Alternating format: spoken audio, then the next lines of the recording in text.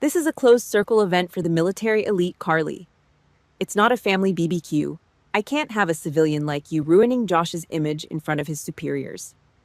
My sister's voice echoed through the speakerphone. No hesitation, not a single drop of remorse. She just banned me from her husband's promotion ceremony because I wasn't high class enough. She forgot one thing. The phone she used to insult me was paid for by my credit card. The house she sat in was backed by my perfect credit score. For 14 years, I funneled every dime of my hazard pay from underground bunkers in the Middle East to fund her royal lifestyle. But her fatal mistake that day, she actually believed I was just some lowly civilian. She had no idea that the superiors her husband was desperately trying to impress were the exact officers working directly under my command. But before I tell you exactly how I shattered that fake elite facade right on the Navy's stage of honor, hit that like button and subscribe to the channel. Trust me, you absolutely do not want to miss the look of pure horror on their faces when the truth finally dropped. The call ended, but the dial tone buzzed in my ear like a flatline. I stood perfectly still in the center of my kitchen. I didn't throw the phone. I didn't scream. I just stared at the cold black screen resting on the granite island.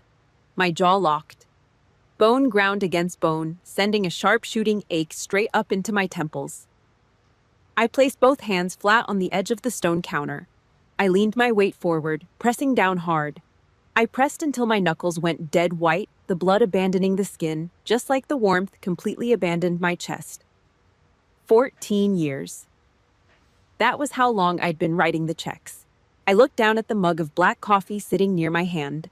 A thin film of oil floated on the surface. It was ice cold, stale, and bitter. I picked it up and took a slow sip. It tasted like ash, but I swallowed it anyway. I needed the bitter reality check. Alexa's voice still echoed in the empty room. It's not a family BBQ. I can't have a civilian like you ruining Josh's image. She said it with the casual, irritating flick of a hand as if swatting away a fly. No hesitation, no guilt. I had spent my entire adult life acting as the financial sandbag for her endless mistakes, and she just kicked me out the door because my faded jeans didn't match the velvet ropes of her husband's promotion gala. I turned my back on the kitchen and walked heavy-heeled into the study. The floorboards creaked under my boots. I sat down at my heavy oak desk and popped open my laptop. The blue glare from the screen hit my face, casting harsh gray shadows across my skin. I navigated to my banking portal. The page loaded. Right there at the very top of the recent transactions list on my secondary card was a fresh charge. $420. Boutique charge. The memo line read like a joke, Navy gala attire. She used my money to buy the chiffon armor she planned to wear while locking me out of the room. I reached down and yanked open the bottom drawer of the desk. The metal tracks screamed. I ignored the neat stacks of tax returns and dug out a rigid yellowing manila folder. I flipped it open. Inside sat a near-miss casualty report from a forward operating base in the Persian Gulf. I ran my calloused thumb over the dried dirt smudges still baked into the corner of the paper. 7 years ago, a mortar shell had ripped through the eastern wall of our compound. I spent 3 days choking on sulfur dust and the metallic taste of copper blood keeping pressure on a teammate's shredded leg. I earned an extra hazard pay bonus that month. The exact same month I wired every single dime of it back to the States to bail Alexa out of an eviction notice. I looked at the $400 pixelated number on the screen. Then I looked at the dirt on the military report. Blood money. Hazard pay earned in the crosshairs converted into a cheap piece of evening wear for a parasite. The sheer disgust made the bile rise in the back of my throat. Alexa built her entire fake social empire on my silence. Because of strict naval intelligence protocols, I left the war at the base. I drove a 10-year-old rusted Ford. I wore plain gray t-shirts and denim. I looked like a tired desk jockey scraping by on middle management pay. That was the whole point. An intelligence officer who stands out as a dead intelligence officer. Alexa weaponized that cover. She spun a pathetic narrative to her little officer wives club, painting me as the broke civilian older sister. A financial dumpster fire she constantly had to tolerate. The dependopotamus syndrome had completely rotted her brain. She worshipped Josh's gold oak leaf cluster as if it made her royalty by association. She strutted around base, demanding salutes, completely blind to the reality of the chain of command. I stood up, pushing the heavy chair back, and walked to the deep closet in the corner of the study. I shoved past the row of worn flannel shirts. Hidden in the dark dead space at the back hung a thick vinyl garment bag. I grabbed the heavy brass zipper and pulled it straight down.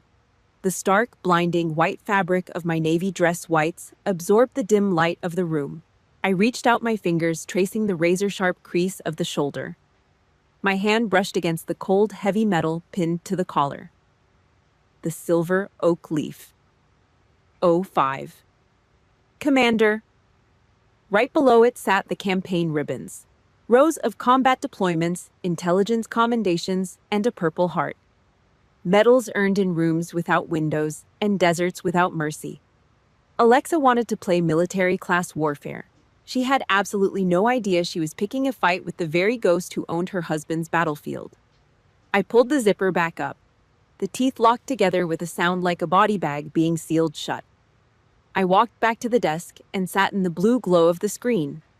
My chest stopped tight. My mind went completely clear. Cold. Calculating. The low, gravelly voice of Admiral Vance from a classified briefing years ago echoed in my head. Don't swim across a river to save someone who just blew up the bridge, Commander. Let them drown. Alexa blew up the bridge. She just didn't realize I was the one holding the only oxygen tank. I didn't yell. I didn't pick up the phone to curse her out, demand my money back, or play the victim. That was civilian behavior. Emotional garbage. I operated on military precision. I grabbed the computer mouse. The little white cursor glided smoothly across the screen, hovering over the joint account settings. I scrolled down the list of authorized users. Alexa Redmond. I moved the cursor over the red button labeled Revoke Access. My index finger rested heavy on the cold plastic. I didn't shake. I didn't hesitate for a fraction of a second. I pressed down. The sharp, mechanical click echoed in the silent room like a firing pin striking a primer. Access denied. Card deactivated. 0 balance. The financial oxygen line was officially cut. Now the countdown began. I just had to sit back and watch her start suffocating. That sharp, mechanical click of the computer mouse echoed in the silent study. It sounded exactly like the cheap plastic pen I snapped in half 7 years ago. The memory hit me hard. A suffocating concrete bunker in the Persian Gulf. 115 degrees in the dead of summer. The air inside smelled of stale sweat, burning trash, and the sharp chemical sting of JP-8 jet fuel. I was covered in a thick layer of grit. Mortar dust coated my teeth. Less than 2 hours prior, I'd survived a shelling that turned the eastern wall of our forward operating base into gravel. My ears were still ringing a high-pitched whine that wouldn't stop. What was I doing in the aftermath, sitting on a rusted metal folding chair, signing a Western Union wire transfer form, handing over 10 grand in combat hazard pay? My mother's voice had come through the encrypted satellite line, staticky, whining, demanding. Your sister is under so much pressure right now, Carly. You know how hard it is for her trying to keep up appearances. Be a good older sister. We are family. I spat a mouthful of sand into a tin cup. Not a single question about the sirens wailing in my background. Not a single word about the casualty reports. Alexa was stressed about maxing out her credit cards on luxury furniture. I was stressed about shrapnel taking my legs off. But I signed the paper. I was the designated family ATM. The permanent scapegoat. She was the golden child entirely insulated from the real world, wrapped in a bubble paid for by my blood. Fast forward to last November, suburban Maryland. The contrast gave me severe whiplash. I traded the smell of burning diesel and copper blood for the heavy stench of garlic butter, roasted turkey, and Alexa's suffocating, overpowering floral perfume. Josh stood in the center of my parents' living room. He actually wore his formal service dress uniform to a private family dinner, a gold oak leaf pinned to his collar. Major Joshua Redmond. He stood stiff, chest puffed out, holding a glass of neat scotch like he was posing for a military recruiting poster. He wanted everyone in the neighborhood to see the brass on his shoulders. I sat in the corner of the room. Faded gray flannel, worn-out leather boots, The invisible, disappointing civilian sister. Josh rattled the ice in his empty glass. He didn't even bother to look at me. He just pointed the heavy crystal tumbler in my general direction. Carly, be useful for once. Grab the Cabernet from the kitchen. And do not shake the bottle this time. It ruins the sediment. He barked it like an order to a low-ranking private. The sheer arrogance rolled off him in suffocating waves. He treated my parents' house like his personal command post, and I was just the hired help. I stopped. My spine locked into a perfectly straight line.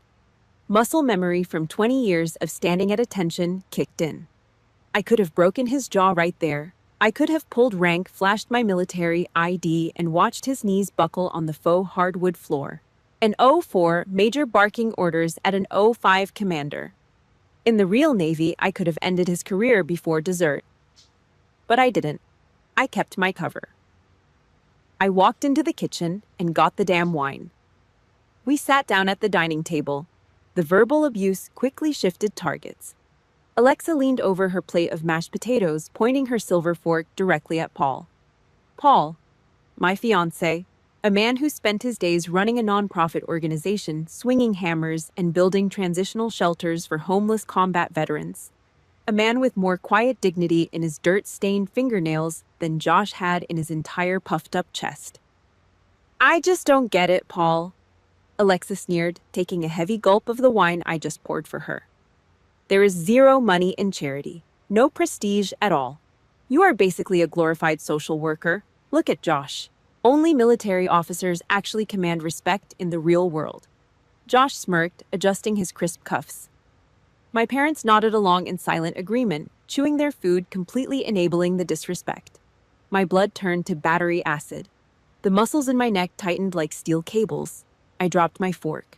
The heavy metal clanged hard against the porcelain plate. The room went dead silent. I was half a second away from tearing the oak table in half and drowning the both of them in the gravy boat. Then a warm, calloused hand clamped down hard on my knee under the table. Paul. He didn't look angry. He just looked at me, grounding me. A silent, steady command. Do not engage. They are not worth the dirt on your boots. I forced my hands back onto my lap. But right then, sitting in the stifling heat of my parents' dining room, something inside my chest permanently snapped. It was one thing to bleed me dry. It was another thing entirely to disrespect the only man who actually loved me without an invoice attached. The rot of this family was spreading. It was touching my real life. The dependopotamus delusion had gone terminal. Back in the present, the blue light of the laptop washed over my face. The memory faded, leaving behind nothing but cold, hard clarity. My phone sat on the edge of the desk. The screen suddenly lit up. A push notification from the banking app flashed in the dark room. Declined. $215 at Platinum Hair Studio. 10 seconds later. Another notification. Declined. $215 at Platinum Hair Studio. Then a text message from Alexa popped up, frantic and fast. Hey, your card is acting weird. Call the bank ASAP. I'm standing at the register and they are looking at me. I stared at the text. I pictured her standing there in her expensive salon chair, foils still stuck in her hair, panicking as the cashier swiped the plastic over and over again. The fake elite suddenly cut off from her stolen valor and my stolen cash. I picked up the phone. I didn't text back. I pressed my thumb against the power button and held it down until the screen went completely black. I tossed the dead piece of glass into the bottom drawer of the heavy oak desk. I shoved the drawer shut. I stood up, walked over to the heavy wooden door of the study, and grabbed the brass knob. Click. I locked the door from the inside. The financial oxygen line was completely severed. Now she was going to have to learn how to breathe on her own. Morning. My gray workout shirt clung to my back, heavy with cold sweat. I just finished a 5-mile run on the pavement outside. The kitchen was dead quiet except for the harsh, violent buzzing of my cell phone against the oak dining table. The device vibrated so hard it slowly inched toward the edge of the wood. I watched it move. I did not reach for it. I stood at the granite counter, dumping dark roast grounds into the coffee filter. The screen lit up, flashing aggressively in the dim morning light. A barrage of text messages. Alexa. My card just declined. Carly, answer the phone right now. I am standing at the register. Everyone is staring at me. Are you doing this on purpose? Unlock the card. I pressed the brew button on the machine. It hissed, spitting boiling water over the dry grounds. The smell of bitter, burnt coffee filled the kitchen, masking the faint scent of my sweat. The phone buzzed again. A missed call alert. She was standing at the Platinum Hair Studio, a place that charged $200 just for a basic trim, demanding my combat pay to save her from minor public humiliation. I poured the thick black liquid into a ceramic mug. I did not add sugar. I did not add cream. I took a slow sip. The liquid burned the roof of my mouth. Good. The pain kept my head clear. It kept me grounded. The buzzing stopped. Exactly 10 seconds of silence passed. Then a different ringtone cut through the heavy air. Mom. They called in the cavalry. Alexa ran crying to our parents because the ATM swallowed her plastic lifeline. I walked over to the table, picked up the phone, and swiped the green icon. I hit the speaker button and set the phone back down on the hard wood. Carly, what on earth is wrong with you? My mother's voice was sharp, loaded with that familiar heavy disappointment she reserved only for me. Your sister is sitting in her car hyperventilating. She has a major gala to prepare for. You know the pressure she is under as a military wife. It is a very demanding lifestyle. I stared at the black surface of my coffee. A demanding lifestyle. My sister spent her days at country clubs and hair salons wearing my money. You are sisters. My mother kept pushing, laying the guilt on thick like wet cement. You need to compromise. You have a quiet civilian job. You do not have her social obligations. You can afford to help her. Turn the card back on. Do not be selfish, Carly. My hand shot out. I grabbed the heavy ceramic mug and slammed it down hard on the granite island. Crack! Dark boiling coffee splashed over the rim, pooling on the cold stone. The violent noise echoed through the phone speaker. My mother went completely silent mid-sentence. The old Carly would have apologized for the noise. The old Carly would have tried to explain the $400 dress charge, begging for a fair trial. Not today. The tolerance tank was completely empty.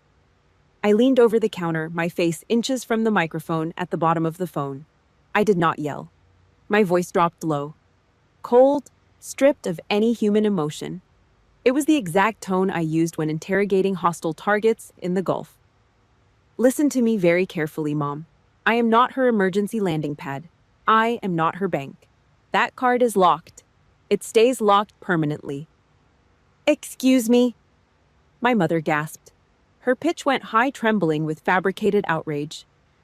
You do not speak to me that way. If you do not turn that card back on right now, you are no longer welcome in this family. Do you hear me? I will disown you. There it was. She played her final card. Total banishment. The ultimate threat used to keep the family scapegoat in line. Obey or lose your bloodline. I did not flinch. My heart rate did not spike. I looked at the spilled coffee dripping off the edge of the counter and hitting the floor. Understood, I said. I reached down and tapped the red button. The call dropped. Dead silence rushed back into the kitchen. I did not argue. I did not explain my side of the story. I opened the contact settings on my phone. I scrolled to my mother's name. Block caller. I did the exact same for my father. Then I did it for Alexa. The phone went dark. Total blackout. The perimeter was secured. The silence in the house was heavy, but it was no longer suffocating. It was clean. The wall clock ticked, steady, relentless. I walked out of the kitchen, leaving the mess on the counter. I wiped my calloused hands on my sweatpants and headed straight for my study. I knelt on the cold hardwood floor in front of the solid steel safe tucked under the bottom bookshelf. I spun the cold metal dial. Left, right, left. The heavy steel bolts clicked open with a satisfying thud. I reached inside, bypassing the emergency cash envelopes and the spare passports. I pulled out a thick black leather binder. I stood up and laid it flat on the heavy oak desk. I flipped the cover open. The smell of old paper and printer ink hit the air. Right there, sealed in heavy plastic sleeves, was my official service record, naval intelligence fitness reports, combat commendations, and a crisp, heavy stock paper stamped with a 4-star admiral's seal. I reached under the collar of my sweaty shirt and pulled out my dog tags. The cold stamped metal edge pressed hard into my calloused thumb. I rubbed the raised letters of my own name. My family just disowned me. They cut me off, fully believing the isolation would break my spirit. They thought I would come crawling back begging for their toxic crumbs of approval and ready to open my wallet. They were dead wrong. The isolation did not terrify me. It liberated me. The pathetic civilian disguise was officially dead. I closed the heavy leather binder. I was done taking casualties on the home front. It was time to return to my actual battlefield. The smell of burnt coffee was gone. When I finally walked out of the study 2 hours later, the air smelled like frying bacon, melted butter, and toasted sourdough. Paul stood in my kitchen. He wore a faded flannel shirt over a plain white tee, dusting flour off his hands. He did not ask why the heavy ceramic mug was cracked. He did not ask why a puddle of dark roast was drying into a sticky stain on the granite island. He just took a damp rag, wiped it down in silence, and set a hot plate of eggs and hash browns in front of me. I sat on the bar stool. I looked at the food. Then I looked at his hands, rough, calloused, covered in tiny scars from swinging a framing hammer for his non-profit builds. Those hands built actual shelters for homeless vets, while my sister's perfectly manicured fingers just swiped my credit card for a blowout. I rested my elbows on the clean counter. I leaned forward and let my forehead drop against his shoulder. A rare, unguarded moment. The cold iron shield I carried all morning finally cracked just a little. Paul did not coddle me. He did not offer empty platitudes about family always being family. He just placed his heavy hand on the back of my neck, grounding me. "They do not deserve your loyalty. Carly," he said. His voice was low, steady. He was right. Blood did not make you family. It just made you related. I ate the food in silence. The knot in my stomach slowly untangled. I had a chosen family right here, and I had another one waiting for me at the base. Monday morning. The Maryland air was sharp and cold. I drove my beat-up Ford truck down the long stretch of asphalt toward the naval station. The closer I got to the waterfront, the heavier the military presence became. The deep, mechanical blast of a ship's horn echoed off the gray water. I pulled up to the security checkpoint. The young sentry stepped out of the guard shack. He wore a crisp camouflage uniform and M4 rifle slung tight across his chest. He took my military ID. His eyes scanned the plastic card, then flicked down to the silver oak leaf cluster on my collar. His posture changed instantly. The casual gate-check demeanor vanished. He snapped to attention, his spine locking rigid. He brought his right hand up in a razor-sharp salute, the edge of his hand hitting the brim of his cover with a faint snap. "Good morning, Commander." I returned the salute. Crisp, exact. "Morning, Petty Officer." He handed the ID back and waved me through. I rolled the window up. A quiet sense of pride settled deep in my chest. Out there in suburbia, I was the civilian loser sister, the financial dumping ground for a spoiled dependopotamus. But here, behind this wire fence, I was a high-ranking officer in the United States Navy. Here my sacrifices were measured in brass and operational authority, not in how much I contributed to Alexa's country club dues. I parked the truck and walked straight to the secure wing. The air inside the intelligence building was climate-controlled, dry, and smelled faintly of ozone from the server rooms. I checked in with the front desk and walked down the polished corridor to a set of heavy mahogany doors. 4 silver stars gleamed on the nameplate. Admiral Thomas Vance. I knocked twice. Firm. "Enter." I stepped inside and snapped to attention. Vance sat behind a massive desk. He was a combat veteran from a different era. His face weathered like old leather, his eyes sharp and unforgiving. He waved a hand, signaling me to drop the formality. "Have a seat, Carly," he said, pushing a thick classified folder across the polished wood. "I reviewed your threat assessment on the Gulf sector. The analysis is flawless. We are shifting patrol routes based on your read." "Thank you, sir." He leaned back in his leather chair. The springs groaned softly. He looked at me. not just at the uniform, but at me. Vance had commanded my unit during my second tour. He was the one who authorized my hazard pay when the mortar hit our bunker. He knew exactly what it cost me to earn those ribbons on my chest.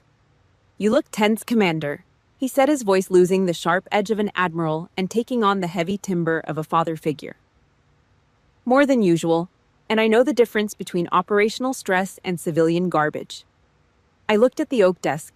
I did not want to drag family drama into a 4-star office. But Vance was not just brass. He was a mentor. I kept it strictly tactical, short, and brutal.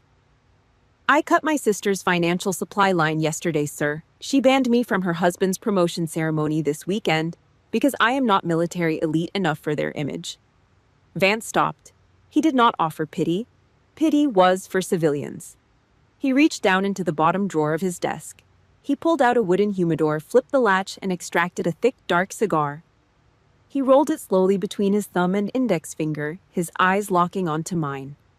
A slow, razor-sharp smile spread across his weathered face. It was the exact same smile he wore right before he authorized an airstrike. "Major Redmond, correct?" Vance asked. "Yes, sir. Getting his gold leaf." Vance bit the end off the cigar and spit the tip into a brass wastebasket. He did not light it. He just clamped it in his teeth. "Commander," Vance said, his voice dropping into a low, dangerous gravel, "if they want to see the military elite, we are going to show them exactly what the real elite looks like." He picked up a heavy black phone on his desk and hit a single speed dial button. He did not break eye contact with me. "Get me protocol," Vance barked into the receiver. "I need to make a sudden adjustment to a VIP seating chart for this weekend, 5 days before the promotion gala. Wednesday evening." I sat at the glass coffee table in my living room, cleaning my issued sidearm. A Glock 19, stripped down to the frame. The sharp chemical smell of Hoppa's No. 9 gun solvent filled the air. My hands were covered in a thin layer of black carbon and gun oil. I pushed a brass brush through the barrel. The abrasive scrape of metal on metal was the only sound in the house. Then my phone vibrated. It sat flat on the heavy glass table. The vibration motor rattled aggressively against the hard surface, creating a harsh, grating buzz that set my teeth on edge. I ignored it. I kept scrubbing the barrel. It buzzed again, then a third time. I set the slide down on a microfiber cloth, wiped the dark grease off my fingers, and picked up the device. The screen glared in the dimly lit room. 3 new text messages. Alexa. It had been days since I cut off her credit card.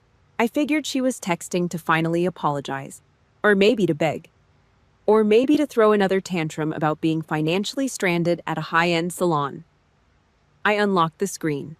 It was none of those things. "Hey, need a massive favor. Josh and I have to leave super early this weekend for his promotion gala.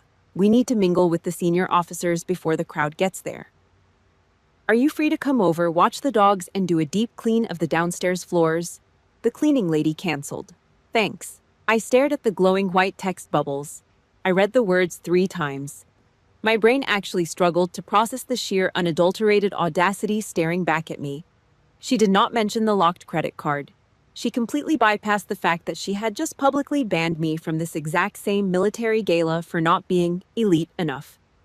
She genuinely believed she could slam a door in my face, lock it, and then slide a list of chores under the crack. The parasite logic was astounding. Weaponized incompetence at its absolute finest. She wanted me to scrub her hardwood floors I paid for. She wanted me to pick up after her 2 untrained, neurotic golden doodles. She wanted me on my hands and knees smelling like bleach and dog urine, while she put on a $400 chiffon dress bought with my combat hazard pay to go drink top-shelf champagne with the very officers I commanded. The level of class delusion was terminal. She viewed my time as completely worthless. She looked at my plain gray t-shirts, my worn-out boots, and my quiet demeanor, and she saw a servant. An unpaid maid who existed solely to absorb her stress and clean up her messes. A cold, heavy knot of pure disgust coiled tight in my stomach. It was not sadness. I was done being sad. It was revulsion. The kind of revulsion you feel when you step on a rotting carcass in the woods. I looked at the disassembled gun parts on the table. In my world, actions had immediate, brutal consequences. In Alexa's world, she dropped a bomb and expected everyone else to sweep up the shrapnel. I wiped my thumb on my jeans and tapped the glass screen. I did not write a paragraph. I did not explain my boundaries. I did not demand an apology. I typed one single word. No. Send. I set the phone back down on the glass. 2 seconds later, the screen lit up again. The 3 little typing indicator dots danced frantically. She was firing back. The response came through like a machine gun burst. Excuse me? Why are you being so insanely selfish? I am under a massive amount of pressure right now.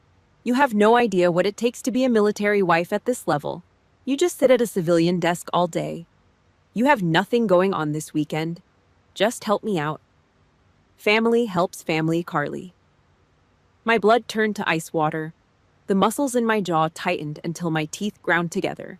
Military wife at this level. She wore Josh's gold oak leaf like it was her own personal crown. She suffered 0 deployments. She spent 0 nights sleeping in a Kevlar vest on a concrete floor. She just swiped a plastic card and demanded salutes at the base exchange. I did not text back. Texting was a coward's game. It left room for interpretation. It left room for debate. I tapped her contact name and hit the call icon. I brought the phone to my ear. It rang exactly half a time before she snatched it up. Finally! Alexa snapped, her voice dripping with irritation. Listen, I do not have time to argue with you about this. The dogs need to be fed at 6, and you need to use the specific wood cleaner under the sink. Shut your mouth. I did not yell. My voice dropped a full octave. It was a low, guttural rasp. The exact same command voice I used in the interrogation rooms in Fallujah. Dead. Cold. Stripped of all empathy. Alexa stopped speaking instantly. The sheer drop in temperature through the receiver paralyzed her. Listen to me very carefully. I said, spacing every single word out with absolute precision. I am not your maid. I am not your dog walker. I am not your bank account. Carly, what is your problem? I am talking. I cut her off, my voice slicing through her pathetic defense like a combat knife.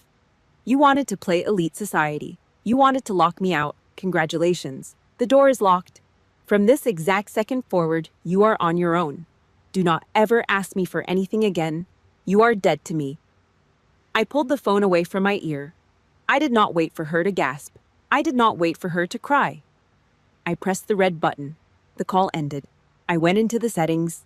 Block this caller. Confirm. I tossed the phone back onto the glass table. It landed with a dull, heavy thud. The silence in the living room returned absolute and unbroken. The financial line was cut. The communication line was cut. I picked up the heavy metal slide of my Glock and began to reassemble the weapon. Every piece snapped perfectly into place. She wanted to see the elite. She was going to get exactly what she asked for. If you have ever been used for your kindness by your own family, only to be thrown away the second you stopped being useful, hit that like button to show me I am not alone. Do not hesitate to share your own story of setting boundaries in the comments section below. And keep watching to see exactly how I made them pay the ultimate price. The living room was completely silent. I did not feel angry anymore. I did not feel sad. The heavy, suffocating weight I had carried in my chest for 14 years was just gone, replaced by a cold, hollow clarity. I walked into the kitchen and opened the junk drawer.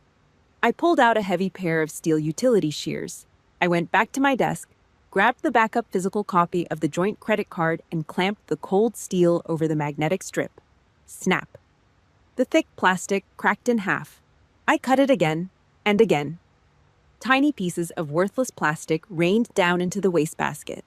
It sounded like gravel hitting the bottom of an empty tin can. I grabbed a heavy-duty black trash bag from under the sink. I walked through my house, hunting down every single trace of her. The framed photo on the hallway table. A forced smile at some country club brunch I paid for. I shoved it into the bag. The glass clunked against the plastic shards. A spare dog leash she left behind when she demanded I watch her mutts last Thanksgiving. In the bag, the oversized wool sweater she borrowed and ruined with a red wine stain. In the bag. I tied the black plastic shut with a tight, brutal knot. I hauled it out the back door. The cold night air bit at my face. I tossed the heavy bag into the aluminum garbage can. The metal lid slammed down like a judge's gavel. The psychological purge was complete. I was finally clean. I walked back inside, wiped the dust off my hands on my jeans, and headed straight into the study. I sat down at the heavy oak desk. Next to my personal laptop sat a much thicker armored Panasonic Toughbook, government issue, hardwired into the Secure Internet Protocol Router Network, SIPRnet. I cracked the heavy lid open. The heavy hinges whined. I pulled my military ID from my wallet. The common access card. I slid it into the smart reader on the side of the machine. The laptop hummed to life, the cooling fan spinning up with a low mechanical growl. Suddenly, a sharp, piercing beep cut through the quiet room. It was not the frantic, annoying vibration of a civilian cell phone. It was the crisp, coded alert of the Navy Intelligence Network. High priority, incoming traffic. I leaned forward. The screen cast a pale blue light across my face, reflecting in my eyes and illuminating the calloused knuckles resting on the desk. I placed my fingers on the heavy mechanical keyboard. I punched in my 16-character alphanumeric passcode. I hit the enter key. The encryption wall dissolved. The secure inbox loaded. Right at the top, bold and highlighted in red, was a message originating directly from the office of the commander. 4-star clearance. Admiral Thomas Vance. I double-clicked the trackpad. The encrypted file unspooled across the screen in stark black and white military format. Subject Vive, IP invitation, promotion ceremony, Major Joshua Redmond. I stared at the block letters. A slow, icy chill ran down the back of my neck. Admiral Vance did not just make a phone call to protocol to get me a folding chair in the back of the auditorium. He orchestrated a tactical strike. I scrolled down the screen, reading the official orders. This was not a standard +1 civilian pass. This was a direct formal summons from the absolute top of the chain of command. The digital envelope contained a detailed PDF attachment. I clicked it. A highly classified seating chart for the main naval auditorium popped up on the screen. The layout was meticulous, dictated by strict military protocol. The back rows were packed with junior officers, enlisted men, and civilian guests. The middle rows held the field-grade brass. But the front row, the absolute front row center stage, that was the VIP section, reserved strictly for the military elite. The admirals, the base commanders, the absolute top tier of the food chain. The exact place Alexa explicitly told me I was too low class to sit. I zoomed in on the PDF. Seat 1A, dead center, right in the direct line of sight of the podium where Josh would stand to receive his gold oak leaf. The name printed on the digital placard was bolded. Commander Carly White. 05. I sat back in the heavy wooden chair. The leather creaked. I looked at the name again. My sister wanted to play military-class warfare. She wanted to gatekeep the elite. She built an entire fake kingdom around her husband's rank, treating everyone below an 04 like dirt on the bottom of her expensive shoes. She actually believed she held the absolute power because her husband wore a uniform. She had absolutely no idea how the real military food chain worked. In this world, an 04 major answers to an 05 commander. Period. No debate, no exceptions. Josh was not the king of the castle. He was just another subordinate in my chain of command. And Alexa was about to find out that the broke civilian sister she just banned from the party was the exact same person her husband had to salute. A slow, dark smirk pulled at the corner of my mouth, the kind of smile that promised absolute ruin. I moved my hand back to the mouse. The cursor glided smoothly across the screen, hovering perfectly over the green button at the bottom of the page. Confirm attendance. I did not hesitate. I did not blink. I pressed my finger down hard on the plastic. Click. The screen flashed, locking my name into the official Navy registry for the event. The confirmation receipt popped up on the screen in stark green letters. The trap was set. The war was officially on. Saturday morning. The sky was a hard, cloudless blue. The house was completely silent. I stood in the center of the laundry room. The heavy iron hissed. Hot steam shot into the air, smelling of scorched cotton and starch. I pressed the hot metal down onto the stark white fabric of my navy dress whites. I drove my weight into the handle. The crease in the trouser leg had to be sharp enough to cut glass. That was the standard. My hands looked out of place against the pure white cloth. My knuckles were thick. The skin on my palms was rough, covered in tiny faded scars from pulling jagged shrapnel out of tactical gear. Alexa had soft hands, salon hands, hands that only knew how to swipe a credit card and hold a champagne flute. I ran my thumb down the razor-sharp fold of the uniform shirt. Everything had to be absolute perfection. No loose threads, no wrinkles, no room for error. This was not just a piece of clothing. It was armor. I carried the pressed uniform into the bedroom and put it on. The fabric was stiff. It held my spine in a rigid, unforgiving line. I stood in front of the full-length mirror. I did not recognize the woman staring back at me. She was not the tired civilian sister in the faded flannel shirt. She was not the quiet, invisible bank account. I opened a small velvet-lined wooden box on my dresser. Inside sat the heavy brass and silver hardware. I picked up the silver oak leaves. '05. Commander. I pushed the sharp pins through the thick fabric on my shoulder boards. The metal-backed clasp snapped into place with a hard, dull click. Then the campaign ribbons. I lifted the heavy metal rack of colored bars. I aligned them perfectly over my left breast pocket right above my heart. I pushed the pins through. The metal clinked. A cold, sharp sound. I looked at the colored stripes. The purple one, the bronze stars. Every single inch of that ribbon rack represented a moment where I almost did not come home. I bled into the desert dirt so Alexa could buy $400 dresses and host suburban cocktail parties. She thought my money grew on trees. She thought I was just a quiet loser pushing papers at a desk. She was about to find out the exact exchange rate of my hazard pay. Today the brass was going to shine. I grabbed my car keys. I walked out the front door. The morning air hit my face, biting and cold. I climbed into the cab of my 10-year-old Ford truck. The engine turned over with a rough, heavy growl. I pulled out of the driveway, leaving the quiet suburban neighborhood behind. I drove south toward the naval station. The closer I got, the more the civilian world faded away. The smell of exhaust fumes gave way to the heavy salt-choked air of the Atlantic Ocean. The traffic thinned out. The massive chain-link fences topped with razor wire came into view. I pulled up to the main security gate. I rolled down the window. The cold wind whipped into the cab. A young Marine stood outside the guard shack. He wore woodland camouflage. He looked bored. He stepped up to the window, expecting to wave through another civilian contractor or a low-ranking sailor. I handed him my military identification card. The Marine looked at the plastic card. His eyes tracked down to the silver oak leaf shining on my collar. His bored expression vanished in a fraction of a second. His boots slammed together. The sharp smack of leather hitting leather echoed off the concrete barrier. His spine locked bone straight. He brought his right hand up in a flawless razor-sharp salute. "Good morning, Commander," he barked. His voice was loud, echoing with absolute, unquestioning respect. I brought my hand up to the brim of my cover. I returned the salute. Sharp.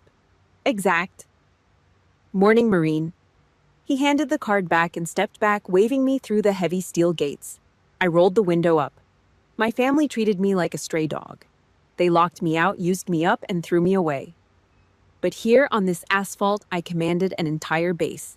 The respect was not borrowed. It was earned in blood. I parked the truck in the designated VIP lot near the Admiral's Hall. I cut the engine. The silence in the cab was heavy. I looked out through the windshield. The massive building loomed ahead, surrounded by manicured lawns and concrete pillars. The main entrance was framed by massive floor-to-ceiling glass windows. I stepped out of the truck. The heavy door slammed shut behind me with a loud metallic crunch. I adjusted my white combination cover, pulling the black brim low over my eyes. I walked across the black asphalt. My leather Oxford struck the ground with a steady rhythmic knock. Through the glass, I could see the pre-ceremony reception. The room was packed with dress uniforms and expensive civilian gowns. It was a sea of blue, white, and gold. Then I spotted her. Alexa stood near the front of the hall, hovering right next to the roped-off VIP section. She wore a pale blue chiffon dress, the exact dress she bought with my credit card. She held a crystal glass of champagne.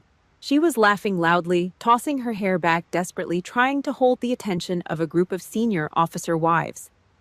Josh stood next to her in his major uniform, puffing out his chest, looking incredibly proud of his fake borrowed elite status. They looked so comfortable, so arrogant, so completely convinced that they had won. They thought they had successfully locked the embarrassing civilian sister out of their high-class world. I stopped at the bottom of the concrete stairs leading up to the main double doors. I took one long, slow breath of the cold ocean air. I reached up and adjusted the silver oak leaf on my collar one last time. I placed my hand on the heavy brass handle of the glass door. I pulled the heavy brass handle. The glass door yielded. I slipped through the side entrance, bypassing the crowded reception area entirely. The main auditorium was massive, smelling of floor wax and stale air conditioning. I moved through the shadows of the side aisle. The velvet ropes sectioned off the front row, the VIP section. I walked past the assigned seating placards until I found seat 1A, dead center. I sat down. The red velvet seat swallowed the sound of my movement. Down in the main hall, the crowd began to filter in. I watched them from the elevated tier. Josh strutted down the center aisle like a rooster in a barnyard. His uniform was crisp, but his posture was arrogant, too relaxed for real military discipline. He shook hands with junior officers, flashing a practiced plastic smile. Alexa walked a half step behind him in that $400 blue chiffon dress. She held her chin high, scanning the room. She looked at the folding chairs in the back, the civilian section. I saw the exact moment her eyes swept over the empty seats. A smug, satisfied smirk spread across her face.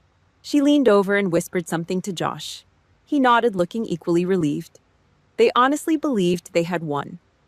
They thought the embarrassing broke older sister was sitting at home, probably crying in her faded gray sweatpants, completely locked out of their high-class society. The lights dimmed. The low hum of 100 conversations died out. The heavy red curtains on the main stage pulled back. A sharp blast of microphone feedback echoed through the PA system, making a few people wince. Admiral Thomas Vance stepped up to the wooden podium. 4 silver stars gleamed on his collar in the harsh stage lights. The entire auditorium snapped to attention. Hundreds of boots hit the floor simultaneously. "Seats!" Vance barked into the microphone. The crowd sat in unison. Josh sat in the front row of the honoree section, directly below the stage, his chest puffed out, waiting for his moment of glory. Vance did not look at his prepared notes. He gripped the edges of the wooden podium with both hands and looked out over the crowd. "We are here today to recognize the promotion of several officers." Vance's voice boomed through the speakers, deep and gravelly. "But before we proceed with the pinning ceremony, I need to acknowledge a specific presence in this room." A ripple of confusion ran through the crowd. This was a massive break in standard protocol. Josh frowned slightly, leaning forward in his seat. "We have a special guest today." Vance continued, his eyes scanning the room before locking dead onto the VIP section. "An outstanding officer from Naval Intelligence, a warfighter whose tactical assessments have kept my Marines alive in the sandbox more times than I can count." Vance raised his right hand. He pointed straight at me. "Please welcome Commander Carly White to the stage." The silence that hit the room was absolute. It was a suffocating dead vacuum. No one moved. No one breathed. Down in the honoree section, Alexa physically jolted in her seat. Her head snapped around her eyes, tracking the direction of the Admiral's hand. She looked up at the elevated VIP tier, our eyes locked. The smug smirk melted off her face in a fraction of a second, replaced by a mask of pure, unadulterated horror. Her jaw went slack. The color completely drained from her skin, leaving her looking sick and hollow. I stood up. The junior officers sitting in the rows next to me scrambled out of the way, practically falling over themselves to clear a path. I stepped out into the center aisle. The bright spotlight hit my navy dress whites. The fabric blazed under the halogen beam. The heavy rack of campaign ribbons flashed on my chest. The silver oak leaves on my collar caught the light, gleaming like polished knives. I did not rush. I walked down the center aisle with the slow, measured pace of an executioner. My leather Oxfords struck the hardwood floor. Clack, clack, clack. The sound echoed off the high ceiling like gunshots. Every single head in the room turned. Hundreds of pairs of eyes watched the civilian loser walk down the aisle wearing the rank of an O5 commander. I reached the bottom of the stairs and walked onto the stage. I stopped 3 feet from Admiral Vance. I snapped my heels together. I brought my hand up in a perfect razor-sharp salute. Vance returned it. A slow, knowing smile touched the corner of his mouth. I dropped my hand and turned to face the crowd. I looked down at the front row. Josh was practically paralyzed in his seat. His face was the color of wet ash. His eyes were wide, darting from the silver oak leaves on my shoulders to my face and back again. His brain was desperately trying to process the catastrophic reality crashing down on him. The woman he ordered to fetch him wine like a servant at Thanksgiving. The woman his wife treated like an unpaid maid and a personal ATM. The woman they just banned from this room. She was his superior officer. He was an O4 major. I was an O5 commander. In the military hierarchy, I owned him, and he knew it. I could see the absolute terror in his eyes. He knew he had just publicly humiliated the exact person who could end his career with a single phone call. Alexa sat next to him, gripping the armrests of her chair so hard her knuckles were white. Her blue chiffon dress suddenly looked incredibly cheap. The illusion of her elite status was completely shattered, crushed under the weight of actual legitimate power. I stared down at Josh. I did not smile. I did not raise my voice. I leaned toward the edge of the stage, locking my dead cold eyes onto his terrified face. The microphone caught my voice, projecting it clearly through the silent hall. Congratulations, Major. The reception hall smelled of cheap buffet chicken floor wax and bitter black coffee. The energy in the room had completely shifted. Before the ceremony, the crowd buzzed with networking and forced laughter. Now it was a minefield. I stood near the corner of the room by the tall glass windows, holding a thick ceramic mug of black coffee. I did not move to mingle. I did not have to. The brass came to me. Admiral Vance stood to my right, discussing a brief out of the Middle East. 3 other captains formed a loose circle around us. Across the room, the social execution was in full swing. Josh stood near the dessert table. He held a plate of dry cakes, staring blankly at the wall. The junior officers who were kissing his boots an hour ago had completely vanished. The other field-grade officers actively adjusted their paths to avoid walking near him. The military is a small, brutal world. Everyone in that auditorium saw the absolute panic on his face when my name was called. They saw a newly minted major disrespect an O5 commander right there in the VIP section. In their eyes, Josh was not just arrogant, he was radioactively stupid. No one wanted to catch the fallout. Alexa was worse off. She stood 5 feet away from her husband, completely isolated. The gaggle of officer wives she'd been trying so desperately to impress had completely iced her out. She looked down at the floor, her shoulders hunched. The $400 blue chiffon dress suddenly looked like a cheap Halloween costume. She caught my eye across the room. She swallowed hard, took a shaky breath, and started walking toward me. Her steps were unsteady. She looked like a stray dog expecting to be kicked. I turned away before she could reach me. I set my half-empty coffee mug on a passing waiter's tray, gave Vance a short nod, and walked out the side door toward the VIP parking structure. The concrete parking garage was dark and freezing. The wind whipped off the Atlantic, howling through the open gray pillars. It smelled of motor oil and cold asphalt. I pulled my keys out of my pocket. "Carly, wait." The voice echoed sharply off the concrete walls. I stopped. I did not turn around. I heard the frantic clicking of her expensive heels hitting the pavement running up behind me. "Carly, please." Alexa grabbed my left forearm. Her fingers dug into the heavy white fabric of my uniform. I looked down at her hand. Then I looked at her face. Her makeup was smeared. Tears cut tracks through the heavy foundation on her cheeks. She was breathing hard, panicked. I jerked my arm back, hard. The sudden movement broke her grip. I stepped away like she had handed me a piece of rotting garbage. "Do not touch this uniform," I said. My voice was completely flat, dead. She flinched. The tears started flowing faster. The classic narcissistic defense mechanism. Play the victim when cornered.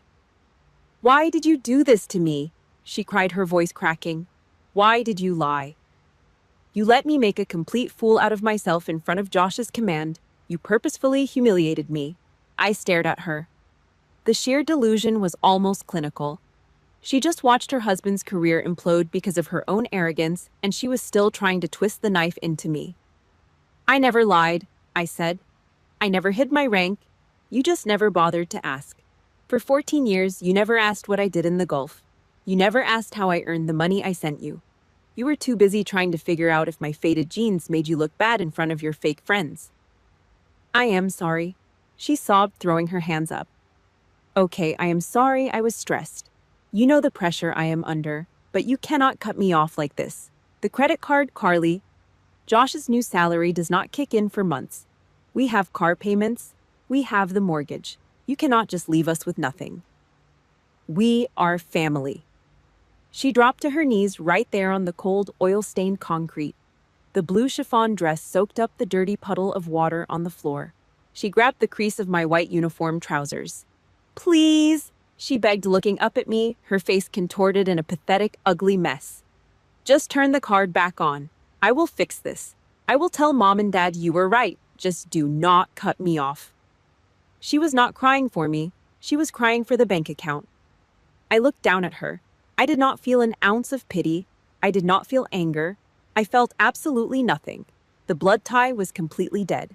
You banned me from your elite circle, I said, my voice cutting through the freezing wind like a razor blade. Now I am permanently banning you from my life. I pulled my leg back, tearing my uniform away from her grasp. I turned around and hit the unlock button on my key fob. The old Ford truck chirped. My phone vibrated violently in my pocket. I pulled it out. The screen flashed with an incoming call from my father, then a text from my mother. Carly, answer the phone right now. What did you do to your sister? I did not swipe ignore. I held down the power button until the screen went completely black. I opened the heavy metal door of the truck and climbed in. I slammed it shut, cutting off the sound of her crying. I turned the ignition. The engine roared to life, loud and raw. I put the truck in drive and hit the gas pedal. I did not look back out the side window. I just watched the rearview mirror. The image of Alexa sitting in the dirty water, clutching her cheap dress on the cold concrete floor, got smaller and smaller. The red taillights washed over her pathetic figure for a few seconds. Then I turned the corner of the concrete pillar, and she disappeared into the dark. 1 year later. The Maryland summer sun hit the wooden deck of the lake house, baking the timber until it smelled like warm pine. My phone vibrated against the wrought iron patio table. The sudden buzzing shattered the quiet morning. I looked down at the glowing screen. One new iMessage. Alexa. It was my birthday. For the first time in 15 long years, she did not start the conversation by asking for a single dollar. She did not complain about a credit card bill. She did not whine about the suffocating pressure of being a military wife. The text was 3 short, incredibly careful sentences. Happy birthday, Carly. I hope you are doing well. Josh and I really miss you. I stared at the black letters on the bright white screen. I could practically smell the fear and desperation radiating through the digital text. She was absolutely terrified. The military community had completely blacklisted Josh after that catastrophic day in the auditorium. He disrespected an O5 commander in front of the entire brass. He was permanently stuck at a dead-end desk job pushing meaningless papers, his career trajectory completely dead in the water. Alexa became a ghost in her own neighborhood. The other officer wives cut her out like a bad infection. She typed those words with trembling hands, desperately hoping to crack the door back open, hoping the old reliable family ATM would finally feel sorry for her. I pressed my rough thumb against her message bubble. A small reaction menu popped up on the screen. I did not type a single letter in response. I did not demand an apology. I just tapped the gray thumbs up icon. Message acknowledged. Conversation over. I pressed the power button. The screen went dead black. I dropped the heavy piece of glass into my front pocket. The silence was absolute, and it belonged entirely to me. I walked back inside the house. The interior air smelled of fresh pine sawdust, burnt wood, and the sweet-cut grass blowing in through the open screen door. Paul stood in the kitchen laughing quietly as he flipped pancakes on a heavy cast iron skillet. His voice was a low, steady rumble that vibrated through the floorboards. It was the sound of a real home. I walked over to the corner of the living room. I held a heavy steel framing hammer in my right hand. I ran my thumb over the scarred wooden handle. I lined up a thick steel nail against the edge of a solid oak plank. I pulled my arm back and swung the hammer hard. Thwack! The metal drove deep into the raw wood. I swung again. Thwack! I was building a bookshelf from scratch. The physical labor felt incredibly good. My money, my hazard pay, my blood. It no longer funded fake royalty in the Maryland suburbs. It bought this plot of land. It bought these heavy oak planks. I lifted a stack of wooden picture frames from a cardboard box on the floor. I set them carefully on the newly finished shelf. Pictures of my old intelligence unit in the sandbox. Dust-covered Marines smiling through the desert grit. I laid my bronze challenge coins in a neat straight line next to them. These people bled for me. Paul stood by me. This was my bloodline now. The rest was just biological white noise. I wiped the sawdust off my jeans and walked into the master bedroom. A small velvet-lined black box sat on the wooden dresser. I popped the lid open. The morning sunlight poured through the glass window, catching the heavy silver metal resting inside. The Silver Eagle. Last week, the Department of the Navy officially approved my promotion. 06. Captain. There was no catered reception. There was no rented hall smelling of cheap floor wax and stale champagne. I did not send out a single formal invitation. I did not call my mother. I did not call my father. They permanently lost the right to celebrate my victories the exact day they demanded I fund my sister's parasitic delusions. I picked up the heavy metal eagle. The edges were sharp and cold against my calloused skin. I stood in front of the full-length mirror, wearing nothing but a plain gray t-shirt and faded denim. I pushed the sharp pins through the thick cotton collar. I fastened the metal clasps tight against my collarbone. I looked at my own reflection. I did not need a crowd of fake friends clapping for me. I did not need Josh saluting me with pure terror in his eyes to validate my worth. The Silver Eagle was heavy. It carried the weight of every desert deployment, every classified briefing, and every single time I chose duty over comfort. I earned it in the dark. I wore it in the silence. My pride did not require the applause of ungrateful people. I walked back out onto the back porch. The wooden floorboards creaked softly under my heavy boots. Paul walked out behind me, handing me a thick ceramic mug of black coffee. Steam rose into the cool morning air. I took a slow sip. The dark liquid was hot and perfectly bitter. I looked out over the flat glass-like surface of the lake. A low gray fog rolled across the water. For years, I thought power was the ability to scream the loudest. I thought power was having the highest military rank, the biggest bank account, or the sharpest comeback in a family argument. I was completely wrong. Power is the absolute unflinching ability to look at a toxic tumor, cut it out with a scalpel, and walk away without blinking. Power is silence. Alexa and my parents probably thought my silence was a punishment. They thought I was sitting out here holding a bitter grudge. They had absolutely no idea that I simply forgot they existed. I stood shoulder to shoulder with Paul. The sun broke over the tree line, casting long, sharp shadows across the wooden deck. I survived the mortar shells in the Persian Gulf, and I survived the parasites in my own family tree. I took another sip of the black coffee. I was finally free. Sometimes forgiveness is not about letting them walk back into your life. It is about letting yourself lock the deadbolt so you can finally walk away in peace.